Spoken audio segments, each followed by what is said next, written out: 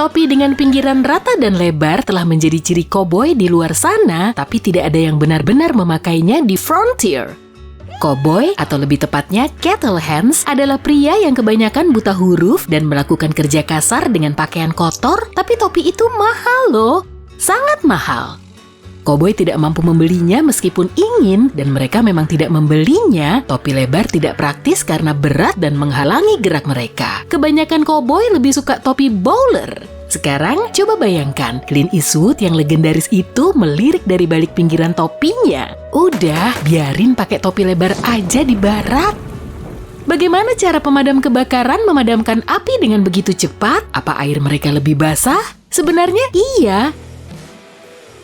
Ini adalah tambahan yang cukup baru pada alat pemadam kebakaran mereka.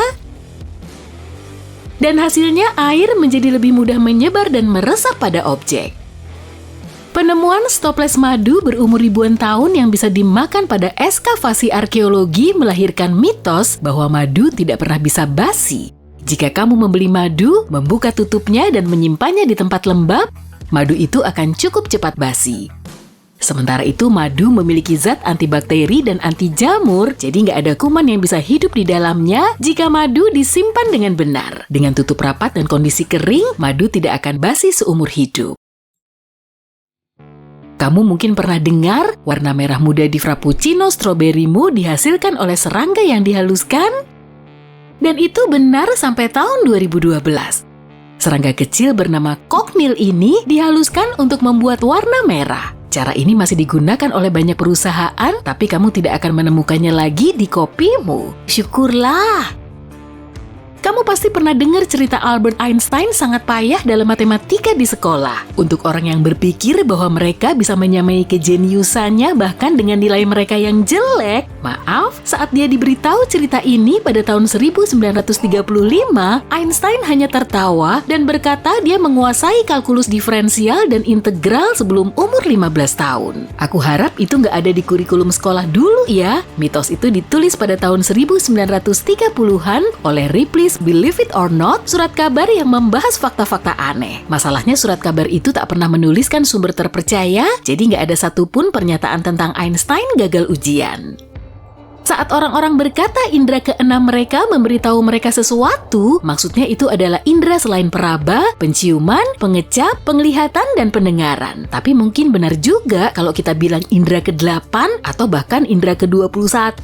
Hey, aku serius nih. Ada beberapa pendapat tentang jumlah indera kita sebenarnya, dengan indera terbanyak yang sudah dibahas adalah 53. Propriosepsi misalnya adalah indera untuk merasakan posisi tubuh. Jika kamu bisa menutup mata dan menyentuh hidung dengan jari, selamat, kamu punya indera itu. Kamu mungkin sering mendengar cerita tentang berbagai hal tersembunyi di sisi gelap bulan. Ini kenyataannya. Nggak ada yang namanya sisi gelap bulan. Satelit alami kita mengalami penguncian pasang surut dengan bumi, artinya kita selalu melihat sisi yang sama dari bulan. Tapi matahari tidak begitu cara kerjanya dan menyinari di sisi lain bulan seperti menyinari benda lainnya. Dan itu masuk akal karena gerhana matahari tidak akan terjadi jika matahari tidak menyinari sisi lain bulan.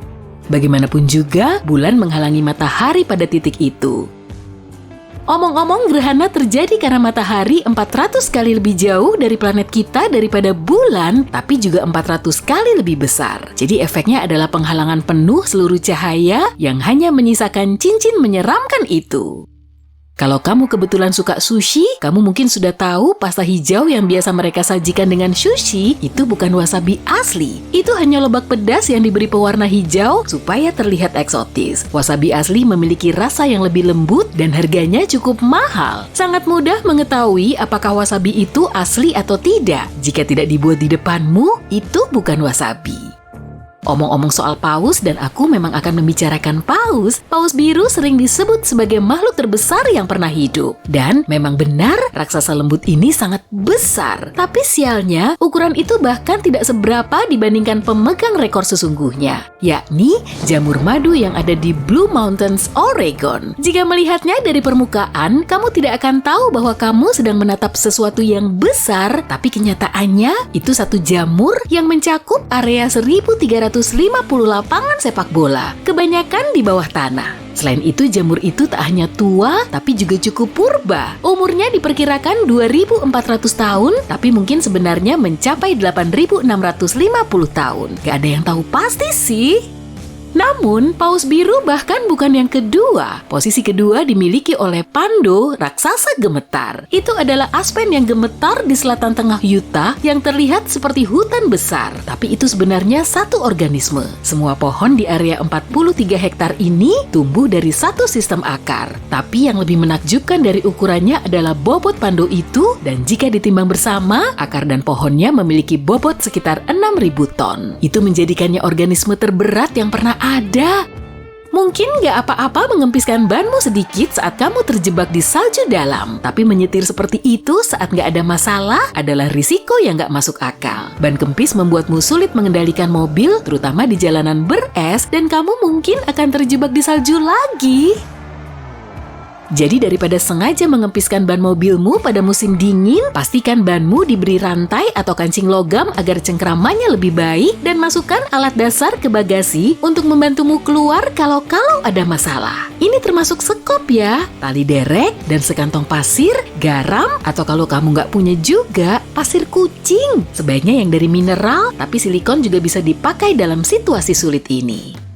Berlian adalah permata yang sangat istimewa dan harganya didukung oleh kecantikan dan kelangkaannya. Ya kan? Nggak juga. Faktanya, berlian tidak selangka yang kita percaya, dan ilmuwan bahkan menemukan cara untuk menciptakan berlian buatan sehingga membuat produksinya cukup mudah. Tapi harganya tetap mahal.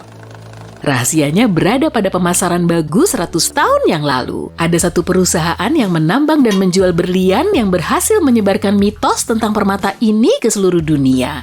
Mereka bukan hanya meyakinkan semua orang di dunia bahwa berlian itu langka sehingga harganya mahal, tapi juga membuat semua orang percaya bahwa hanya permata inilah yang melambangkan cinta dan ikatan.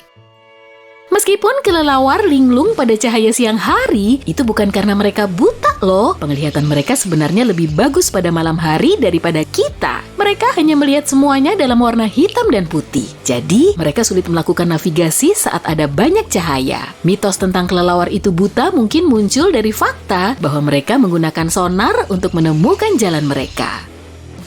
Aku mungkin gak perlu memberitahumu bahwa planet kita tidak bulat ya. Bentuknya bahkan punya nama khusus, geoid. Tapi mengatakan bahwa bumi itu lebih mendekati bentuk elips atau bentuk lain juga gak benar. Bumi terus berputar pada kecepatan tinggi. Hal itu memang membuat bentuknya sedikit memanjang, tapi lempeng tektonik yang bergerak di dalamnya juga memengaruhi bentuknya.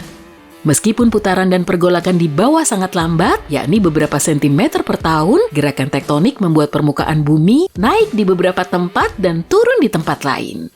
Pada akhirnya, bumi terlihat seperti balon aneh.